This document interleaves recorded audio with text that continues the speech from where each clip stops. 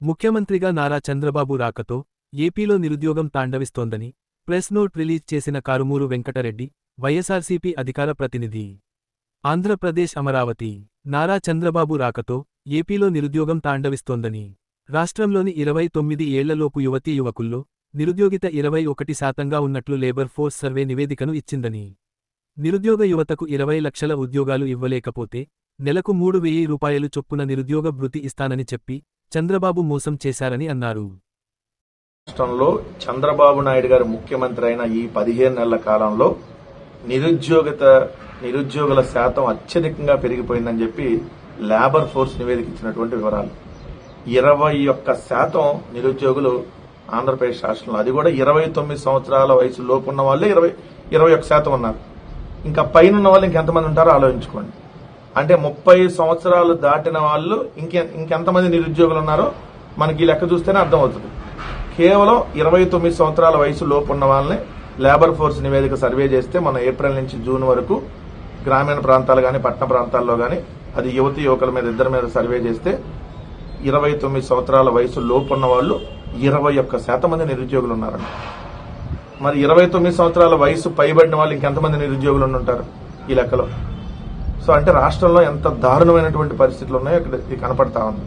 చంద్రబాబు నాయుడు గారు మాత్రం ఊదర కొడతాడు ఎన్నికల అధికారంలోకి వచ్చే ముందు. 20 లక్షల ఉద్యోగాలు ఇస్తాం, ఒకవేళ ఉద్యోగాలు ఇవ్వకపోతే నిరుద్యోగ వృత్తి ఇస్తాం. ₹1 ఒక్కరికి కూడా నిరుద్యోగ వృత్తి ఇచ్చింది లేదు, ఒక్క ఉద్యోగం కూడా ఇచ్చింది లేదు. ఇవ్వకపోగా ఉన్న ఉద్యోగాలను పీకేసినటువంటి పరిస్థితి. జగన్మోహన్ రెడ్డి గారు ఇచ్చినటువంటి ఉద్యోగాలని చంద్రబాబు నాయుడు గారు వచ్చి పీకి పడేశాడు.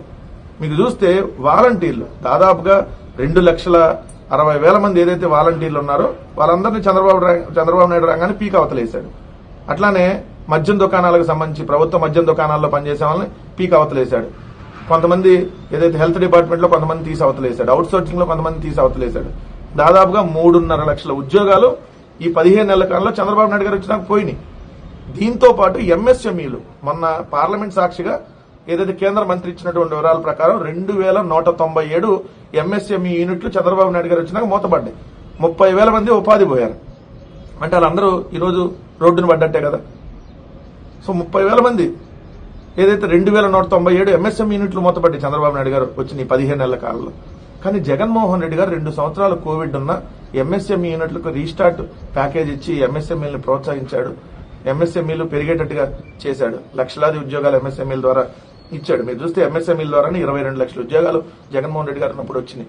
అదేవిధంగా జగన్మోహన్ రెడ్డి గారు వచ్చిన తర్వాత 2019 జూన్ నుంచి దిగిపోయే 2024 వరకు 2,31,003 శాశ్వత ఉద్యోగాలను భర్తీ చేశాడు. సచివాలయ ఉద్యోగాలు కావచ్చు, హెల్త్ డిపార్ట్మెంట్ కావచ్చు, అన్ని కలిపి శాశ్వత ఉద్యోగాలు 2,31,000 ప్రభుత్వ ఉద్యోగాలు ఇచ్చాడు. 2,31,000 ప్రభుత్వ ఉద్యోగాలు.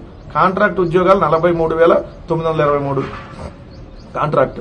అవుట్ సోర్సింగ్ ఇతర ఉద్యోగాలు 3,73,161. మొత్తంగా 6,48,087 ఉద్యోగాలు జగన్మోహన్ రెడ్డి గారు 5 సంవత్సరాల కాలంలో ఇస్తే ఈ రోజు చంద్రబాబు నాయుడు గారు వాళ్ళందరినీ అవుట్ సోర్సింగ్ లో ఉన్న వాళ్ళని వాలంటీర్ని మొత్తం అందరినీ తీసేసి ఈరోజు నిరుద్యోగ రేటు 29 సంవత్సరాల వయసులోపు ఉన్న వాళ్ళలోనే 21% ఉందంటే ఎంత దారుణమైనటువంటి పరిస్థితులు ఆంధ్రప్రదేశ్ రాష్ట్రంలో ఉన్నాయో ఇది క్లియర్ గా అర్థమవుతా ఉంది. సో చంద్రబాబు నాయుడు గారు ఎప్పుడు ఉన్నా కూడా ఇదే పరిస్థితి, నిరుద్యోగుల్ని మోసం చేస్తా ఉంటాడు. వాళ్ళకి సంబంధించినటువంటి తెలుగుదేశం పార్టీ నాయకులకి వాళ్ళకైతే మాత్రం ఏదైతే ఉద్యోగాలు ఇచ్చుకుంటా ఉంటాడు. మీరు చూస్తే తోట చంద్రయ్య అనే అతనికి ప్రభుత్వ ఉద్యోగం ఇచ్చాడు. ఓ ఫ్యాక్షనిస్టు, అక్కడ ఒక రౌడీ షీటర్ గా ఉన్నటువంటి వ్యక్తికి వాళ్ళకి ప్రభుత్వ ఉద్యోగం. కానీ ఈరోజు రాష్ట్రంలో నిరుద్యోగుల పరిస్థితి చూస్తే ఎలా ఉందో మీకు తెలుస్తూనే ఉంది.